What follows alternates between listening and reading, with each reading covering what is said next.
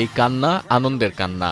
কটাক্ষ, সামাজিক মাধ্যমে হেনস্থা, আয়োজক দেশের পরিচালকের সঙ্গে অপ্রীতিকর ঘটনা কিছুই দমাতে পারেনি ২৫ বছর বয়সী মেক্সিকান প্রতিযোগী ফাতিমা বশকে।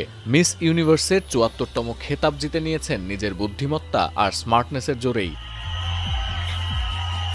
থাইল্যান্ডে মিস ইউনিভার্সের মূল পর্ব শুরুর আগে একটি ফটোশুটের আয়োজন করে ইউনিভার্স কর্তৃপক্ষ, কিন্তু সময় মতো তা সামাজিক মাধ্যমে আপলোড করতে পারেননি মেক্সিকান ইউনিভার্স ফাতিমা বশ।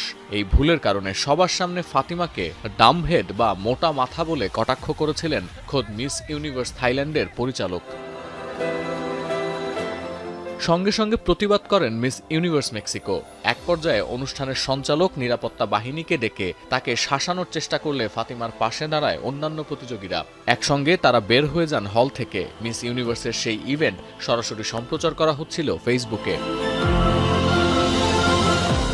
সামাজিক মাধ্যমে ঝড় তোলা এই ঘটনায় টার্নিং পয়েন্ট হয়ে দাঁড়ায় ফাতিমার জন্য।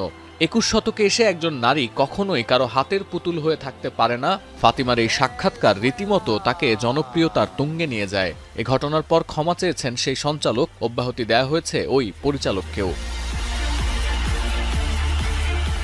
শুক্রবার ব্যাংককে মিস ইউনিভার্স ২০২৫-এর আসরে সেরা ৩০, সেরা ১২ পার হয়ে ফাইনাল ৫-এ উঠে আসেন ফাতিমা বশ। ৫টি দেশের প্রতিনিধিকে হারিয়ে শেষ হাসি হাসেন মেক্সিকান এই তরুণী। সব আসরেই ফাইনাল রাউন্ডে বিচারকরা প্রতিযোগীকে ২টি করে প্রশ্ন করেন। সে প্রশ্নের উত্তরের ভিত্তিতেই চূড়ান্ত করা হয় মিস ইউনিভার্সকে। ফাইনালে চমক দেখিয়ে ফাতিমা প্রমাণও করলেন মিস ইউনিভার্স হওয়ার জন্য তিনি যথেষ্ট স্মার্ট। ফাতিমা বশকে মিস ইউনিভার্সের মুকুট পরিয়ে দেন গেল আসরের বিজয়ী ডেনমার্কের ভিক্টোরিয়া। আর এবারের আসরে রানার আপ হয়েছেন মিস থাইল্যান্ড। সতীর্থ কর্মকার, এখন বিশ্ব।